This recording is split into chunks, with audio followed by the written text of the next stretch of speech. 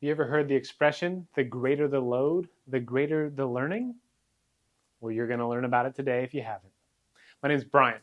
I've been in the pro-metabolic world for close to 10 years, and I've been coaching movement and exercise for nearly 20. Today, we're going to talk about how your brain learns. So when we think about your brain, one of the biggest, most important functions your brain has is the function of movement, the function of navigating through the world, the function of being able to enact your will on the world, to being able to run away from danger. How well you move and how your brain is able to control movement is one of the most fundamental aspects of human neurophysiology. Well, when it comes to learning how to move, we operate with a system called neuroplasticity. What neuroplasticity is that your brain can and will change. This is not a disputable fact any longer.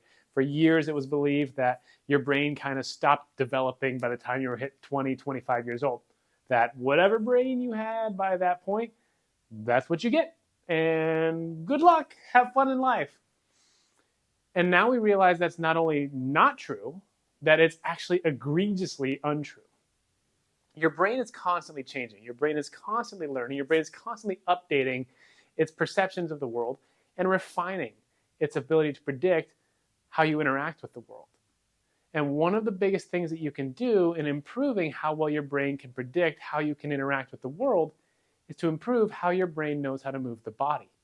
So one of the things we want to think about when it comes to learning how to move better, how to improve those movement maps inside the brain, you actually have to train movement. You have to train quality, precise movement. And so one of the things we're going to talk about today is a concept we use often in the neurophysiology world. That is, the greater the load, the greater the learning. So what that means is that when you create movement, you're creating activation and stimulus for the brain. And when your brain can take in that information, generate an idea of what you're trying to do, and then send that information out into the world, you create a movement, you create an action. And that could be you're reaching for a coffee mug when you're thirsty, or it could be sprinting. It could be throwing something. It could be lifting weights. Whatever it might be, that's a brain output. Okay, that started in your brain created the model for it, and throughout the movement, it's updating and revising that model based on the information it's getting. The better opportunity your brain has to experience that movement, the greater the opportunity your brain has for learning how to do it well. One of the best tools that I use with clients and in my group coaching all the time for people to improve their capacity for movement is band training. So what we're going to use here, a simple rubber band. And if you need a good brand for bands, I don't get any endorsement or kickback on this, but I love their product, Quantum Band by resistancebandtraining.com.